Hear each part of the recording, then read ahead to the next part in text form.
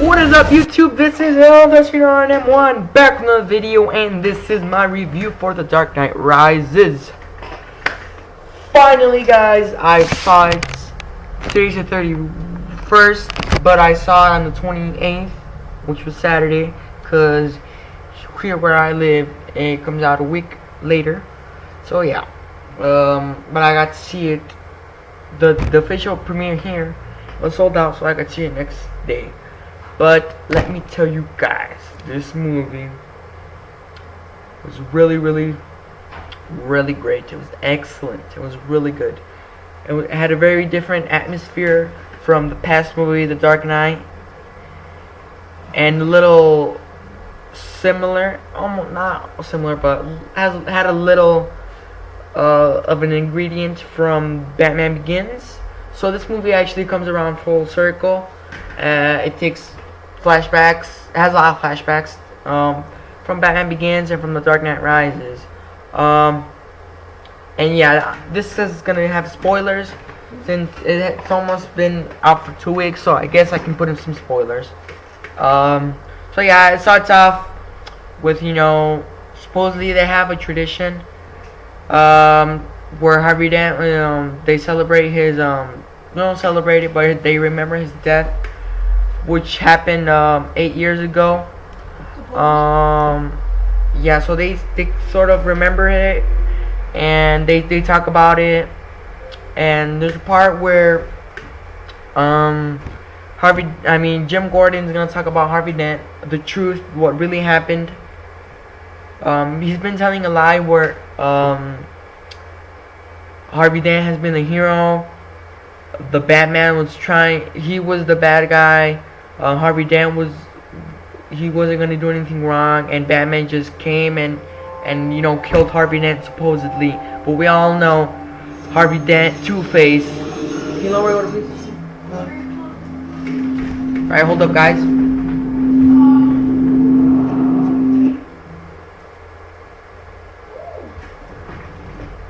Okay, guys. Like I was saying, aka Two-Face was gonna kill Jim Gordon's family, but as we all know, Batman saved them.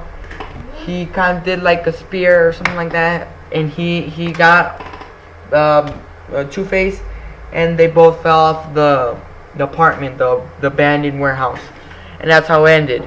But Batman said at the end, make them chase me, make them believe what Harvey Dent, his words, make him believe that he's still the hero.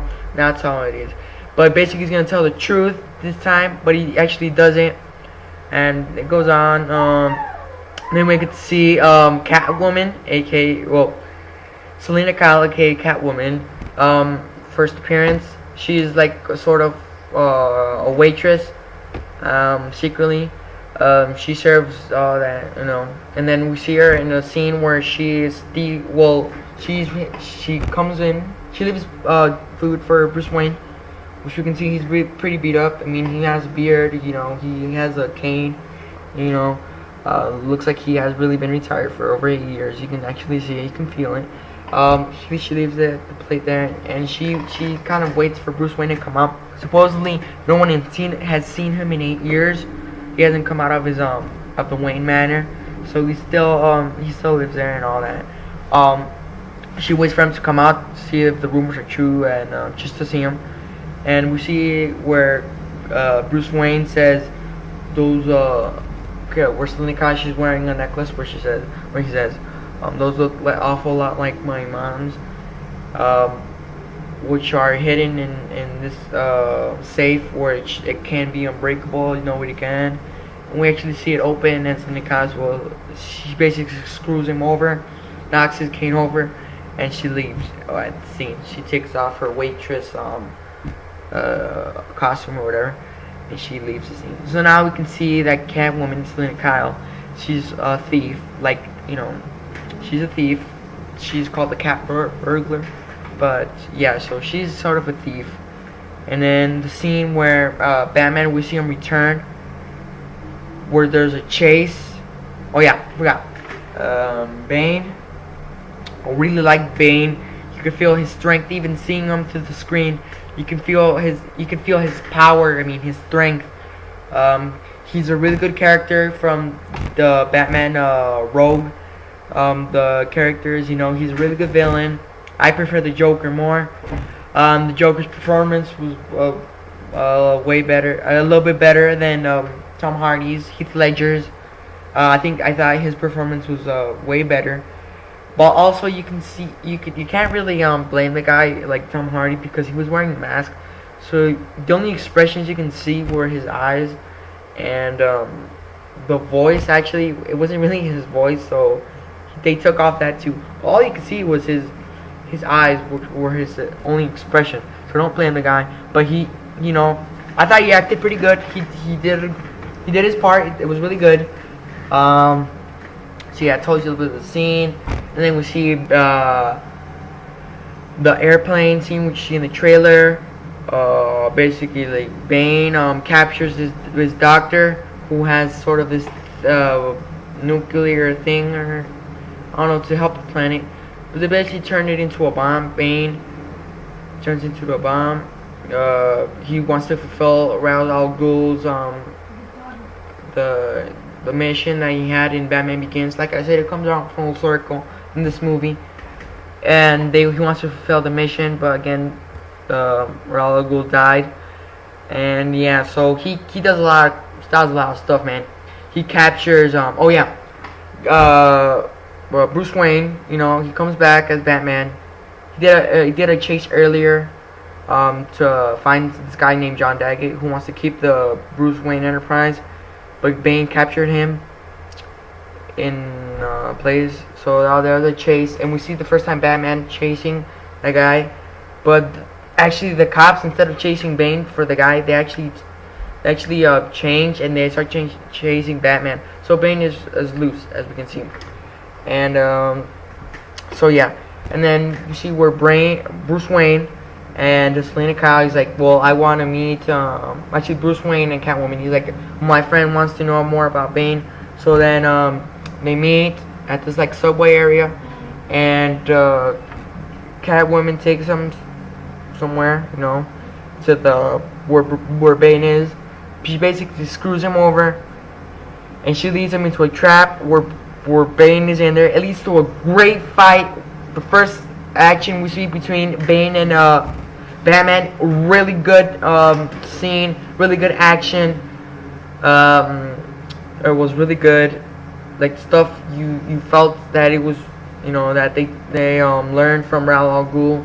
They were both taught by Ra's al Ghul. I can't really say his name right, but yeah, and we can see that Bane is way strong. He knows way more, and you see just Batman getting dominated over by Bane. And there's a scene where Bane picks him up, and he actually breaks the little vertebrae of Batman's spinal column, and and then he actually locks him up in the prison where supposedly he was there as a child, supposedly. So yeah, he's there while he does all this destruction, and he actually puts a little TV so Bruce Wayne can see all the destruction he does, and yeah, that's what he does, destructs. And at the end, we see that Bane supposedly traps or kidnaps the lover of Bruce Wayne, which is Miranda Tate, which is the person who will inherit or take over the Wayne Enterprise, all his money and all that. And we see he like kidnaps her, and then Batman goes after Bane, and he's like, where is she? And then he's like, oh, the mission will be complete in a couple of minutes. In half an hour, Ra's al Ghul's mission will fulfill, and it will be complete. And yeah, so the Batman is like, oh man, well, and then Bane's like, well, how did you escape out of my prison? And Batman's all like, well, I needed strength just like you when you escaped. And there was a couple of flashbacks when he was in prison, where the prison inmates said that a little child back then escaped, was the first ever to escape out of this prison, which is sort of like you can say, like, it looked sort of like a big oversized well where you get water, but it was really big. It was a prison, and the child that got out with no rope, and then basically Bruce Wayne gets out. He's like, well, I got the same way you did. It's like, and then Bane's like, no, well, I wasn't that child. And we actually see Miranda Tate, but first ever, as Talia al Ghul's Ra's al Ghul's daughter. We see her stab like a knife in Batman's torso, and we actually see him almost like dying, you know. And then it turns out that Talia al Ghul is the actual mastermind of this. All right, and Bane's just a mercenary. He's just a helper. That was kind of a shocker, but it was a good shocker. So we see that, and Batman basically, you know, he has to fight, you know. Talia al Ghul goes off with the bomb in the truck, and Bane's about to kill Batman, and we see Catwoman fire like a bomb or something at Bane, and basically he dies. But you know, the Bane killing, it was too rushed, it was too fast. I would have liked seeing that you know, Bane would have died more dramatically, more with drama. You know, he deserved it. He had a really good part in this movie, in this film, and I wish he had a better, you know, way of dying. It was kind of fast, but yeah. So we see Batman go off, and then he trying to get the bomb. He puts it in the bag, the little thing. He flies off, boom. He saves the city from the bomb. Flies off, and yeah. So Batman is dead. Wait, don't say anything. Batman is dead. And yeah, they make a statue of him for helping the city. And then there's a scene where, the last scene, where Alfred, he's eating breakfast or lunch, I don't know, at this restaurant. And he sees Bruce Wayne. He is alive, everybody. He is alive. He's not dead. Batman is dead, but in everybody's mind, he's dead. But Bruce Wayne is alive, everybody. He is alive, and he's sitting with Selina Kyle, and well, he's not dead. And that is the end of the movie, guys. It was a really good film. It was different from The Dark Knight. It was a little bit different from Batman Begins. Comes around full circle, and we actually see a scene where John Blake, the officer, a cop, he actually goes picks up some stuff. Actually, really good performance by John Blake. I liked his cop thing as a rookie kind of guy, you know. He picks up some stuff from this office, and then this lady from the office is like, why don't you use your real name, Robin? And then we actually, Robin, guys. Okay, so kind of mine, you know. And that was really cool. So I don't know, they might make some Robin movies. Warner Brothers might make some, but I don't want to. But yeah, guys. And then we see John Blake, Robin, go into the cave, and basically the same scene from Batman Begins. We'll see what it's going to go out from there. So yeah, Bruce Wayne is alive. Only Alfred knows he's alive. It won't take long till Jim Gordon. Oh yeah, before Batman goes off to with Mom, he tells Jim Gordon that he's Bruce Wayne, and Jim Gordon, he knows he's Bruce Wayne now. So Alfred knows. I don't think for a long time till, you know, Jim Gordon finds out he's alive and all that. So yeah, it is over, guys. A really good film. 5 stars. This movie was about 2 hours and 45 minutes. It was really good. Saw it in IMAX. It was really good clear picture. But yeah, guys, don't forget to rate, comment, subscribe. Go watch this film. This is worth your money, guys. It's worth your money. Really, buy the trilogy, because it's the end. It deserves to be bought. And yeah, guys, don't forget to rate, comment, subscribe. It has been an Anti-91 production. Dark Knight Rises review. Go watch it. You're gonna love it. And I'm out.